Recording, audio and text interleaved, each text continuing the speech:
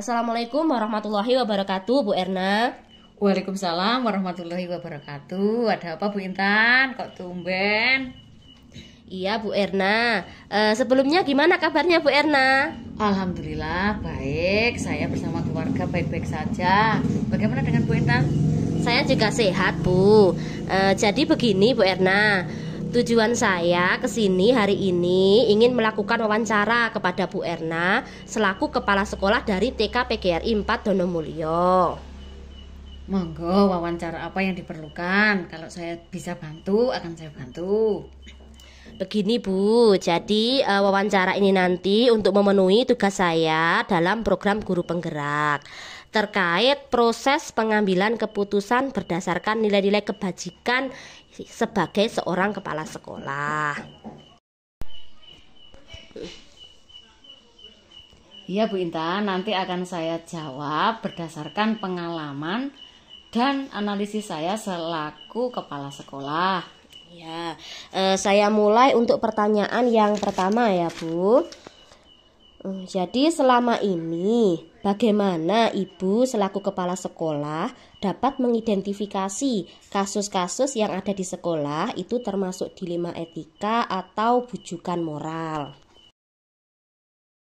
Kalau untuk mengidentifikasi kasus apakah termasuk dilema etika, biasanya kasus tersebut mengandung dua pilihan yang sama-sama benar dan sama-sama dilema jika tidak diputuskan kebijakannya.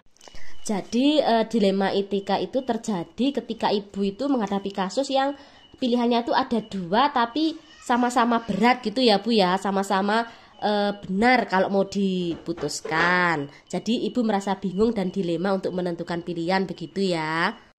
Nah, mungkin untuk akhir-akhir ini Bu, Ibu bisa menceritakan satu kasus yang membuat Ibu merasa ini itu adalah dilema etika.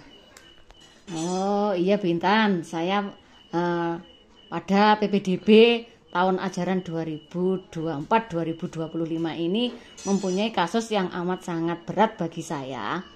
Karena kasus tersebut adalah kasus yang bersangkutan dengan anak didik, yaitu kasus yang di TK kami ada anak yang mau mendaftar sekolah di sini dan anak tersebut mempunyai berkebutuhan khusus atau tidak sama dengan teman-temannya. Karena dari kasus tersebut kami atau saya sebagai kepala sekolah mempunyai dilema yang sangat berat bagi saya, yaitu jika kami akan menerima anak tersebut sebagai siswa kami. Yang pertama, kami tidak mempunyai guru khusus di bidang anak berkebutuhan tersebut. Dan yang kedua, jika kami menerima, belum tentu wali murid atau anak-anak yang lain mau menerimanya. Tetapi jika tidak kami terima, anak tersebut juga punya hak untuk mendapatkan pendidikan yang sama seperti teman-temannya yang lain yang tidak mempunyai berkebutuhan khusus. Baik, jadi ada beberapa yang harus dipertimbangkan begitu ya Bu. Nah, untuk pertanyaan yang kedua, selama ini untuk mengambil keputusan dalam hal-hal dilematis seperti tadi, bagaimana Bu Erna melakukannya? Untuk mengambil keputusan dalam masalah ini, saya sudah seperti biasanya dengan jalan musyawarah. Yang pertama, saya akan musyawarahkan dengan teman-teman guru saya atau pendidik saya. Dan yang kedua, dengan wali murid menerima atau tidaknya. Dan tentunya yang paling penting adalah dengan para tenaga medis. Sekiranya sekolah kami berhak menerima anak tersebut atau tidak. Oh ya, baik, dengan jalan musyawarah begitu ya Bu. Jadi pertanyaan yang selanjutnya Bu Erna, langkah-langkah apa yang biasa Ibu lakukan dalam mengambil keputusan itu Bu? Begini Bu Intan ya, kita dalam mengambil keputusan tentunya tidak boleh tergesa-gesa. Kita harus menimbang dan memilah-milah keputusan yang akan kita ambil. Bagaimana kedepannya nanti buat anak-anak kita, anak-anak yang berkebutuhan khusus tersebut, tentunya kita harus memusyawarahkan dengan berbagai pihak supaya kedepannya tidak ada yang dirugikan, baik sekolahan maupun anak tersebut. Ya, jadi intinya tidak ada pihak yang dirugikan begitu. Menurut Ibu, apa yang paling efektif untuk mengambil keputusan dalam menghadapi kasus dilema etika? Cara yang paling efektif yaitu dengan cara berkomunikasi, baik itu dengan wali murid, dengan guru-guru yang ada sebagai pendidik kita, maupun dengan yayasan sebagai pelindung kita. Jadi intinya komunikasi begitu ya Bu. Nah, hal-hal apa saja sih Bu yang selama ini menjadi tantangan ketika Ibu mengambil suatu keputusan yang dilema etika tadi?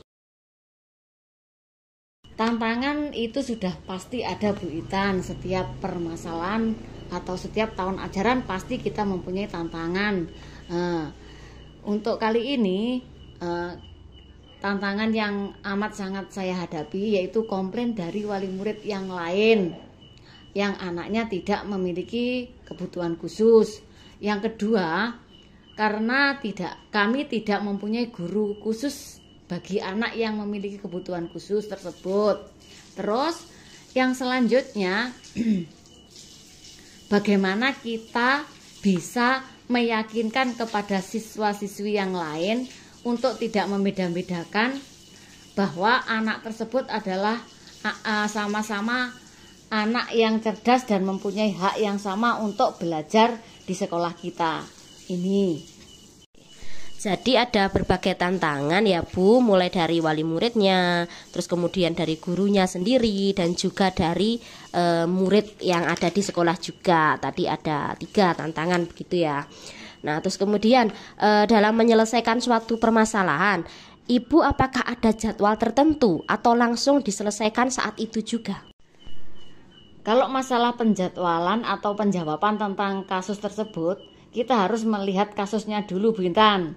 Kasusnya itu berat atau ringan. Kalau kasus kayak ini tentunya ini adalah kasus yang sangat berat. Jadi harus kita pertimbangkan dengan baik dan kita pertimbangkan baik buruknya ke depannya nanti. Tetapi jika cuma kasus-kasus sederhana, kalau saya langsung diselesaikan saat itu juga. Ya, jadi tergantung berat dan ringannya kasus begitu ya Bu. Kemudian pertanyaan selanjutnya, adakah seseorang atau faktor-faktor yang selama ini mempermudah Ibu dalam mengambil suatu keputusan? Tentunya ada Bu Intan. Yang pertama yaitu teman-teman guru sebagai tenaga pembelajaran setiap harinya. Kemudian dukungan dari para wali murid dan para wali murid serta komite yang ada di sekolah. Setelah itu juga dukungan-dukungan dari atau kebijakan-kebijakan dari tenaga medis. Oh iya, jadi kolaborasi dari berbagai pihak begitu ya. Ini yang terakhir ya Bu, setelah kita sudah ngobrol banyak sekali tadi dari semua yang sudah Ibu sampaikan tadi, kira-kira pembelajaran apa Bu yang bisa kita petik bersama dari keputusan yang sudah Ibu ambil pada kasus dilema etika tadi? Oke Bu Intan, dari pembelajaran yang dapat saya ambil dari kasus tersebut, yang pertama, perlunya pertimbangan-pertimbangan dalam mengambil keputusan agar tidak merugikan salah satu pihak. Dan yang kedua, kita harus mementingkan kepentingan murid, bukan kepentingan diri kita sendiri sebagai pendidik. Dan yang ketiga, kita juga harus menjaga nama baik sekolah. Itu Bintan. Baik Bu Erna, saya rasa sudah cukup untuk wawancara kali ini. Saya ucapkan banyak terima kasih sudah meluangkan waktu. Semoga hasil dari wawancara ini bisa bermanfaat bagi kita semua ya Bu. Iya Bu Intan, sama-sama. Semangat terus belajar dan terus belajar. Oke, supaya menjadi guru yang diharapkan. Terima kasih kembali. Ya, terima kasih Bu. Assalamualaikum warahmatullahi wabarakatuh. Waalaikumsalam warahmatullahi wabarakatuh.